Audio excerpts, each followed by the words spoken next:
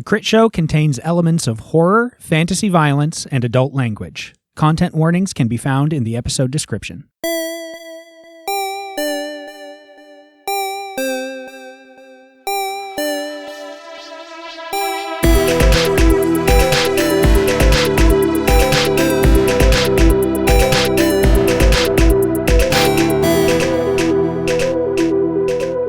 Hey everybody, Rev here. Before we get into this episode, I just wanted to let you all know, in case there are any interested parties, not this Wednesday, not today, the day you might be hearing this, but next week, Wednesday, March 1st, I'm going to open up a new Founders tier on our Patreon, and I'm going to lead 4 players through a game of Dungeon World. I have a couple different ideas for how we're going to start this game off, but as always, it kind of comes down to what the players want to bring into it. But one of the possibilities is playing a game of For the Queen and using that as our world building. So if you're interested in one of those spots, you can go over to patreon.com/thecritshow. And again, that is the slot where once a month we will sit down and play some Dungeon World. With that, it's time to get into the episode.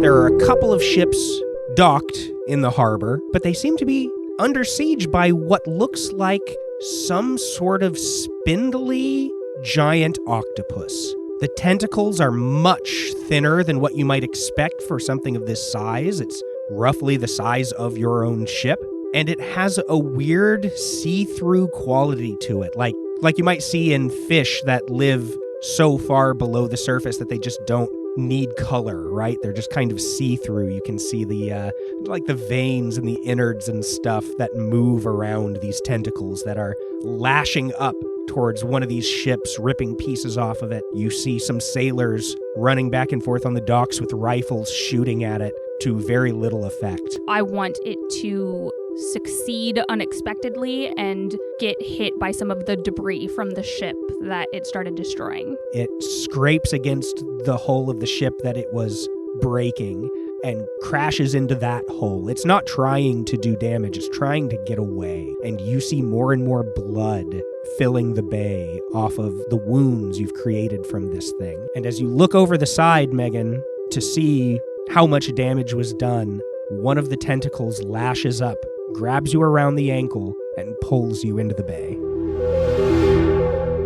Megan, you've been pulled into the bay by one of the tentacles of this weird translucent kraken. You're in the water with this debris, these splinters of the ships, this inky redness of the blood from the kraken spilling up around you. Kim, you're not too far off underwater, and you're able to see Megan splash down into the water. Landara, I have to assume you have a real good view of this as well. Seeing this, I would like to use another hold from my theatrics. I would like to disarm a mook with a single flick of the hand. I assume a mook for a giant squid would be a tentacle, and disarming it would make it release Megan. Yes, that absolutely works in this situation. And you see this weird spindly tentacle release Megan's form in this cloudy, bloody water. Megan, remind us what we see now that you're in the water. Yeah, as this thing pulls me down under the water, as soon as I hit it, I'm still wearing the Triton ring that I have. So immediately I just have a long silvery mermaid tail. Silvery. I didn't remember that for some reason. Yeah, it was kind of like I think like blue-green, but I think here it's like silvery to match the skirt that I was wearing. So you've been dragged in, you hit the water, you take this form, but then suddenly you're released, and you're realizing like how quick that was, that these suckers of that tentacle had been wrapped around your mermaid fin, and it started to hurt. Like this had the potential, those suckers on this tentacle had the potential to really start ripping into you, but Kim was too quick and it has released you. I don't have any weapons or anything to like try and attack it right now, so I think I'm trying to get back to the ship, get out of the water. Oh, excellent. We get to highlight another move. I think since you're just in the midst of all of this, this is a great opportunity for a break in or out. So, when you break in or out, state what your opening is and roll plus blood. On a hit, you've gotten in or out, and you choose one. On a 7 to 9, I will also choose one from this list. The list is you suffer harm or mark a trouble, you run into an obstacle you didn't expect, you lose track of something important, or you bring something nasty with you. 6. Can I spend a bond with Megan to push her up to a mixed success? Of course, you absolutely can. So that will bump you up to a 7. So you get to choose one from the list, and so do I. You run into an obstacle you didn't expect. Okay. So as you make a break for it in between all of these tentacles that are lashing and reaching for you, one of them does get a hold of you for just a second, and it hurts. You're going to take 1 point of harm. There's this feeling to it. It gets around again like your scaly bottom half, and you realize like how these suckers on the tentacles are built to rend scales. Like this is made to take out things that are natural to the water. But you're able to slide out of its grasp again and make your way towards the surface. But suddenly a form is in the way. Clearly whatever had been jostled in one of these nearby ships had knocked a few sailors into the water as well. And there is this sailor like floundering in the water in panic, reaching for you. Oh boy, I think I'm reaching out for them and trying to use my mermaid tail to have enough strength to pull back to the ship. So I think this does just slow you down a little bit. You are out of danger. You've been able to get away from the initial attacks of the tentacles, but you're still in close proximity helping this person along. Jake, over at the docks, as you're like scanning for people, as you're trying to watch for those that might have a little more lucidity than others, you're noticing that many of them are running towards the buildings, and some of them are coming out again with these rusty rifles and pistols. They're looking around. It's clear they're trying to figure out how to help. But if you're really narrowing in, trying to pick people out, let's see a size up. Okay. 11. You get a hold too. What strange secrets lie just beneath the surface? After taking a moment, it is very clear that most people here seem to be going through the motions. They have this little bit of a glaze in their eyes as they're doing anything that they're doing. But you do spot a few people that seem to be watching with more interest, with clarity. They seem to be calm and very quick about their checking in with the situation. You see maybe 3 or 4 of them. They are all children, and they are the only children that you see. Where's the true danger lurking? One of them in particular, he seems to be around 8 years old. He has dark brown hair, kind of long down to his shoulders. It seems to you that the rest of them are taking their cues from him. He'll pop out first, and then the others will. He'll give them little nods and duck away. He'll reappear a little further down the block, closer to the action, and then the others will appear as well, and then they disappear again. So this particular kid seems to be directing the flow of action. Okay, I want to try to question that kid, the one that seems like the leader. So I want to try and get the drop on him, but not like I'm physically attacking him, but like catch him out on his own and in a way that like running away isn't an option, so that I can like corner him and try to ask him what the fuck's going on. Let's do, I think this is going to be use a dirty trick. You're kind of flanking him here. Okay, 8. Okay, I think you can do this where you have this kid cornered, but you'll know that to do it, a couple of the others might be flanking you as well. Okay, I'm going to put on my spooky little boy opera mask as I go before I get to this kid. All right, so I imagine you ducking into one of these dirty alleys between some of these buildings right there on the docks, and you see this kid running down from the entryway towards one of the doors, but you're able to beat him to it with you between his escape back down that way or through the door. Oh, hello. Aren't you one of those heroes on the ship? No, I'm just a kid like you. What are we doing? Cop! You legally have to tell me if you're a cop. I'm not a cop. I'm mischievous. What? How do you do, fellow kids? What? Tell me about the mischief we're causing. We're not causing anything. We're just watching the fight. There's a monster. What? What started all this? I'm pretty sure when the monster came up out of the water. I think we both know that you know more than you're telling me. So why don't you explain to me what's going on and what your role is in it, or else I'm going to grab you and I'm going to throw you in the water with the Kraken. And I just like wiggle my fingers and my prehensile tail also like flits about. I'm like, I'm very grabby.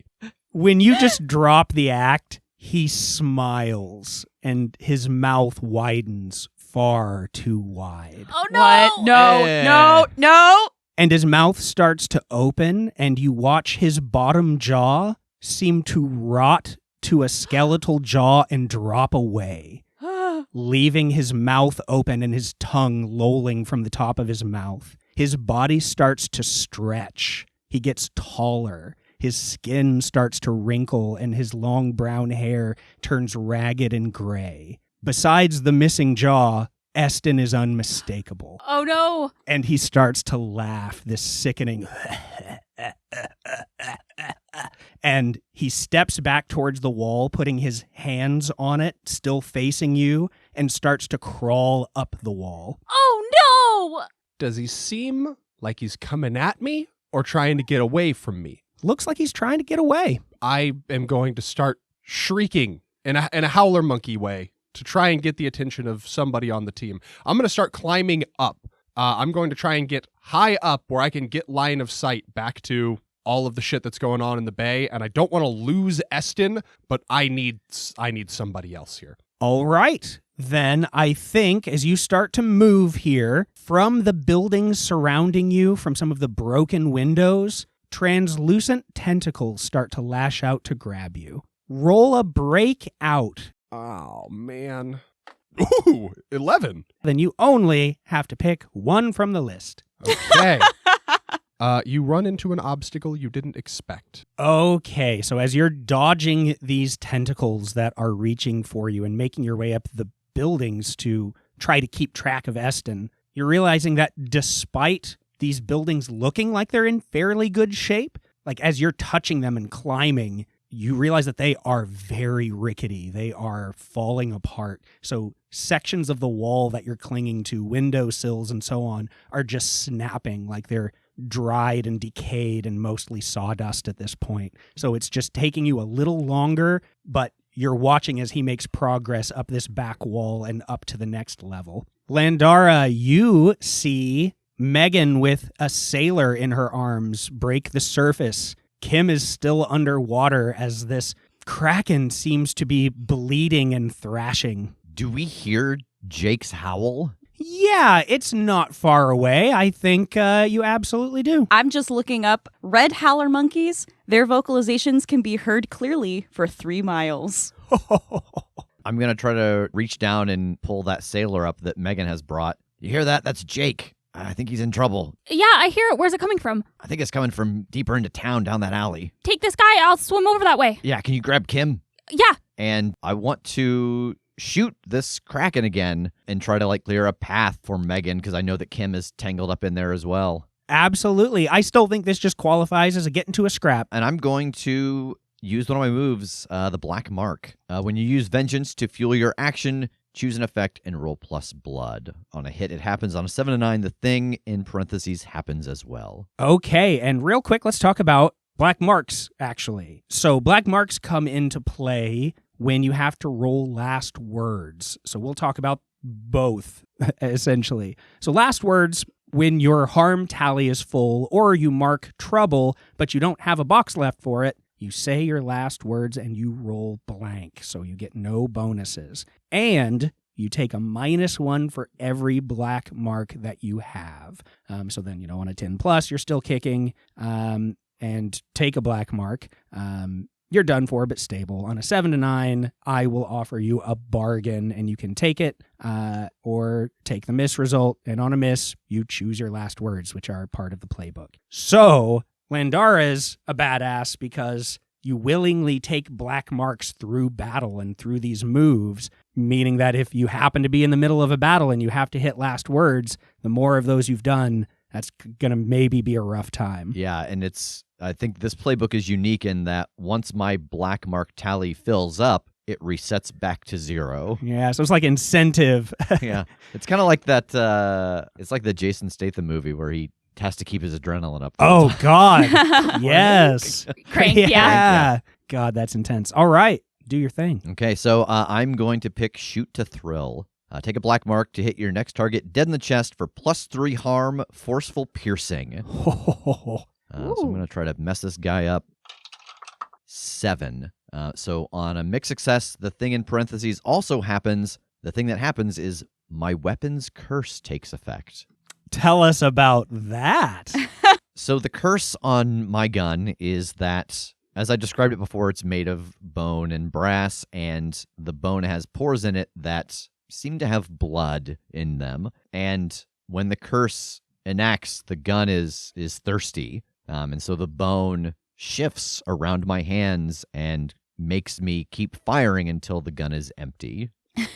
Oh, that's delightful. So hopefully this thing has a little more to take. I'll tell you, it doesn't. You shoot and you watch it sort of bubble up and start floating towards the surface. And this curse takes over. The gun grabs your hand and starts pulling the trigger, shredding every tentacle, every piece of it. It is just chum in the water now. A few bullets probably ping around you, Kim, but you're a little ways off. So Landara is standing there. Finally, the gun is emptied as just this goo is floating in the surface still. And I'm swimming through it, apparently. Did you also get gills? Because that's going to be unfortunate. Did not. Okay, I good. don't think. No, Yeah, I think yeah. just the tail. I don't know. You made the ring. Yeah. Yeah, I'm just swimming as fast as I can towards Kim to grab her hand and take her to the dock where Jake is. Jake, you have made your way to the top of this building, and at this area, you've seen the wall that Eston was spider climbing up backwards, and this isn't quite up to like the whole next level of the city. There's about 5 of these very large sections, so this is kind of like a subsection into some housing and such on this main bottom dock level. But he's just crouched up at the top of the wall, even without his bottom jaw. The tops of his lips are curled up in this rictus smile, and his head tilts completely horizontally as he watches you, waiting to see what you're going to do. Can I see my teammates? Are they within shouting distance of words, not monkey shrieks? Not howls. Yeah, you can see Megan dragging Kim through the water right up to the dock and climbing up. They're just right down at the end of that alley and across the road. Then I point and I'm like, Eston! There's an Eston here! I'm wringing the water out of my skirt as we climb up onto the dock, and as soon as I hear him say that, my head's just snapping up to where he's yelling from. Yeah, same. Yeah, you can clearly see Jake pointing that direction, and from this distance, you see a humanoid form at the top of this wall stand up and start moving backwards into the city. I throw a devil stick at him. Roll get into a scrap. 7. All right, what's your damage? They are considered clubs, so it is 1 harm, close, poor, forceful, commonplace. Are they slightly less commonplace because they are devil sticks and not just clubs? Like, are they a little fancy at least? I mean, they're tasseled. Okay. Oh, cute. Ooh, Hey, does that add like tangling or anything? No, they just look pretty when you spin them. they're worth more if you try to sell them. Okay, so you whip this stick at him, and it hits him in the chest, and he lets out this guttural "Huh!" and falls onto his back, and the second he makes impact, he bursts into 5 of his children form that start scattering into the city. Fuck! Now he's 5 kids! What? What did he say? He said that Eston is now 5 children. What is this world? I've seen this happen in like video games where like the enemy turns into like 5 smaller enemies, but only one of them is like the true enemy. Is that a situation like this? Is there a way to discern these 5 children to determine the true Eston? Sure, give me a size up. Oh no, why do I roll this? I have a terrible vinegar. So I rolled a 10, but it's an 8. Well, you do get a hold 1, and if you want to stick your nose somewhere you shouldn't, you can get an extra. In relation to what I was just talking about, where is the true danger lurking? So you're able to watch as these kids scatter, and with your keen eye, you watch as 4 of them seem to just disappear through walls, or like through a gate, like they just disappear through it as if they are not real. But one of the kids has to open a door and walk into that building. Yeah, I am gesticulating with my rapier. That kid, the only one that's obeying the laws of physics. Would you say that we are in another fight? Yeah, I mean, Jake sure opened up with an attack, so yeah. You're welcome. Absolutely. Then for my last thing, I'm just going to roll theatrics and see what I get. All right. That's a 10, so I get another hold 2. Outstanding. Does this count as a new land creature or phenomenon? Yeah, I'd say so. Okay, so with my move Lore Keeper, when I encounter a new land creature or phenomenon, I roll plus vinegar. On a hit, the fates will tell you a story about it. On a 10 plus, choose whether the story reveals something you can spin to your advantage, its hidden weakness, or the thing controlling or driving it. On a miss, the fates tell you a fanciful tale. The tale has a grain of truth to it. Take Book Fever to know what it is. Okay. 10. What's your pick? I'm going to go with its hidden weakness. So as you put these pieces together with what Jake has told you, shouted out, and you have seen for yourself, this brings up the knowledge of what is called in this world a mentalist. And what a mentalist will do is essentially make illusions to scatter people, to deflect from the truest dangers. So these mystical beings will travel around with some sort of trick up their sleeve. It could be anything from trying to rob people to do a heckin' murder, maybe even be helpful to the lands it's traveling to and imbue its magic to draw attention. But to use this intense magic, they actually have to essentially meditate. They have to hole up somewhere, be still, be aware of their surroundings, tap into those, and then imbue their magic. So what you're seeing here is a construct that can be manipulated, can be hurt, can be destroyed, but it's not him. The weakness that you need to exploit here is finding his true body while he can't defend himself. Ooh, okay, I think as Kim is pointing her rapier at the kid that went through the door, I run up and I grab her arm. Wait, stop, that's not him. What do you mean? In this world, he's like an illusionist almost, and he's putting these visions, I guess, out to distract us from what's really going on, but he has to be somewhere and like focus down and meditate. And he's vulnerable in that state, so he's hidden somewhere. But all of these things, like we can hurt them, we can fight them, but it's not really him. Do you know how we might be able to find the true Eston? I don't really have that ability here, but I know that he is not running around. Okay, well, there's still only one of these kid Estons that is actually corporeal, so I'd say we just follow that one. Maybe he's going back to the real guy. Yeah, that's a good point. The rest of them aren't really acting the same way, but just be aware that that's not really him. Okay, gotcha. Where's Jake in this moment? I'm still at the highest point of this building, scoping out these children with the last 2 devil sticks ready to hurl. Get over here. I scowl at the children, but I climb down. What? And yeah, I just fill him in on everything we just learned and let him know that we're looking for Eston hiding away somewhere. Okay. Landara, the bay is calm now. What have you been doing while they were gathering? I think the first thing is kind of recoiling at the gun having grabbed onto me. And like once this curse lets go, the instinct is to drop the gun onto the deck, but I don't think Landara drops weapons. And so she resists that impulse and puts it back into the holster on her back. But I think that in this kind of surprise, she does not think to reload it in the moment. Okay. And then I will try to pull the ship into the dock.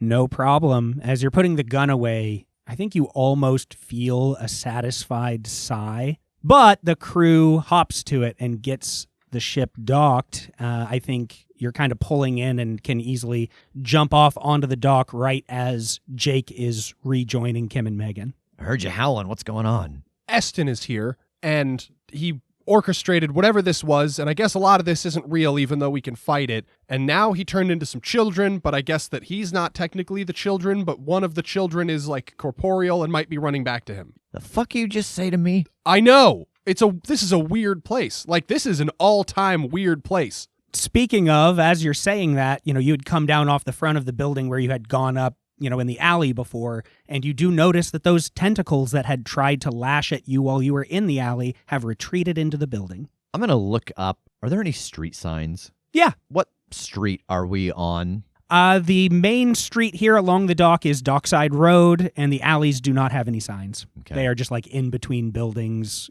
for trash and stuff. Remember he said don't go down a certain road while we're here? Like, think how messed up this is right now. Like, what's going on that street? I'm just saying, next time you run down a road, look for a second. Oh, yes. Your wisdom is appreciated. I didn't think about that. But we gotta follow this kid, right? Where'd he go? He went this way, and I'll just head in that direction. I'll keep a weathered eye for street signs as we go so we don't accidentally go down Copeland Road. Yeah, and I'm going to draw my 2 pistols. No problem. You're able to safely make your way kind of up and around. There are some switchback wooden stairs in these smaller sections to get you up to that building. And once you get up there, the building that he had gone into is just like a small pub. Yeah, follow the boy. All right, you go in the front doors there. It is kind of dingy, not very well lit, but there are maybe half a dozen people total just sitting around in little booths. There's this big burly guy at the bar with like an admiral mustache, just dirty apron, and he's cleaning some mugs with a dirty rag and just gives a small nod towards the door as you all come in. Hey, guy, did you see a kid just run in here? I don't allow kids in here. I don't know that they're going to have any answers for us. The kids seem to be the only people with clear minds in this whole zone, so they might all be under his thrall. Cool. Yeah, cool. Forgot about that. Cool. The bartender coughs a little bit and just gives you all a big smile. Is there anywhere, I don't know how to ask this other than to ask this, is there any kid-sized openings around here? Is there like a hole in a wall or like a couple barrels that are fairly close together that an adult couldn't get through but a child could? Yeah, there is what seems like some sort of chute at the back. I will point that out to the rest of them. Maybe he went through there. Maybe that's why he's got to be kid-sized, so that he can sneak through openings that the rest of you can't. It would keep a lot of adults from reaching wherever he is. I can try and go scout ahead, and if I figure out where he is, I can either come back and report or at least start screaming so you know where in the building he's holed up. Oh, God, you're going to try to go down there by yourself? If you could follow me, I'd love it, but I don't think you can get through that. Definitely not you. Look at how tall you are. Towering. Yeah, but I mean, you going in there by yourself with just sticks, like I could give you a gun or we could go see if there's a downstairs. How about this? 2-pronged attack. I'll go through this chute. You get up on the roof. These two can stay in here, so whenever you hear me screaming, you can come in death from above. These two can bust in from whatever the main level is. I can come in from the chute. We get them from all sides. Death from above? How am I supposed to get through the ceiling to the basement? I don't know. We don't know where this goes. It doesn't necessarily go to the basement. You could blast a hole in the roof. You got a big gun. I would like to spend a bond to compel Landara to do something dumb. You spin the bond, Landara. Do you want to go with it or try to stand against this compulsion? Death from above. Death from above. Well, what exactly standing against compulsion? How does that work again? You will roll the move, stand your ground, and if you do so, then you don't have to do what you're being compelled. If you fail it, you do have to do what you're being compelled to do. I know that in at least Dungeon World, like where I met them, it seemed like Jake kind of ran the show.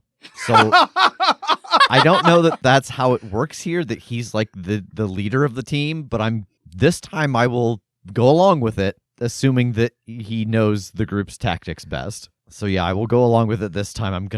All right. And I'm going to go outside and reload my big gun and climb up onto the roof. Amazing. I know very little of Jake and Landara's activities in Fanarin. I barely know Landara, but just like this small instance that I've seen of the two of them kind of bickering reminds me of when you go on a vacation with your family and then your parents start arguing in front of you. Except in this time, it's Landara and a monkey that are doing it. And I'm just sort of like awkwardly also in the room. I also love how like Jake might legitimately have a good plan, but the fact that it's coming from a monkey just makes it seem comical. Okay, I want to go squeeze into that hatch, so I would like to use my move, Good for Thievin'. When you squeeze into somewhere others can't, roll plus blood. On a hit, tell the fates where you get to. On a 10 plus, tell the fates if you want to find a secret that you didn't expect. On a miss, someone or something else is in there with you. Okay, let's see that roll plus blood. 10? Oh my god. Whew! So I get to tell you if I want to find a secret that I didn't expect. Okay. And the answer is, of course I do. Yeah, I assume. I also get to tell you where I get to. Yeah, So, where's that?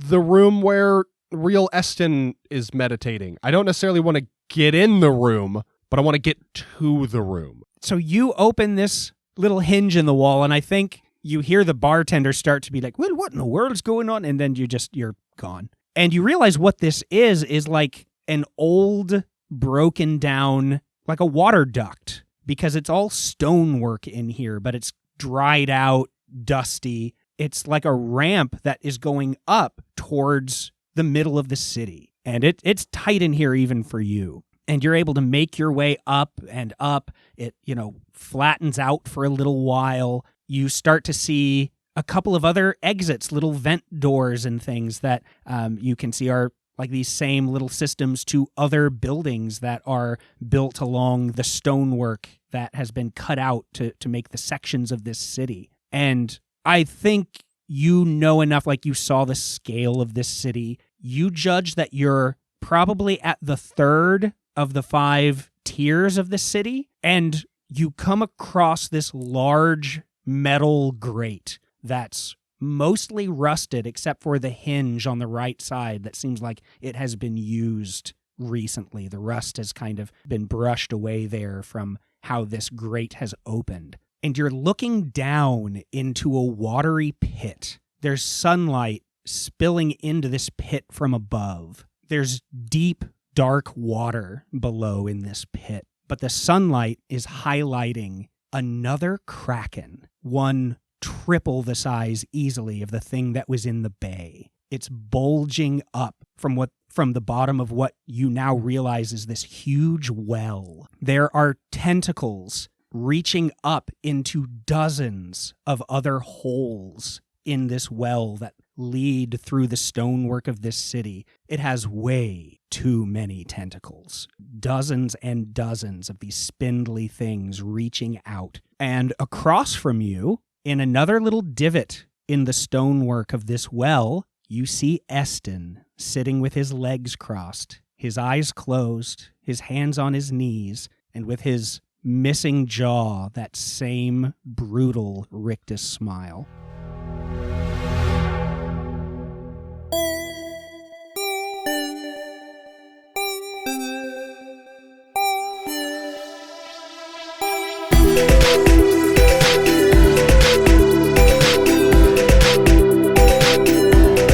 The Critshow is a Critshow Studios production, edited and produced by Brandon Wentz with music by Jake Purley. You can find more information about us at thecritshowpodcast.com. To keep up to date with upcoming live shows, contests, and other special events, follow us at The Crit Show on Facebook, Instagram, and Twitter. For even more weekly content, join us at patreon.com/thecritShow.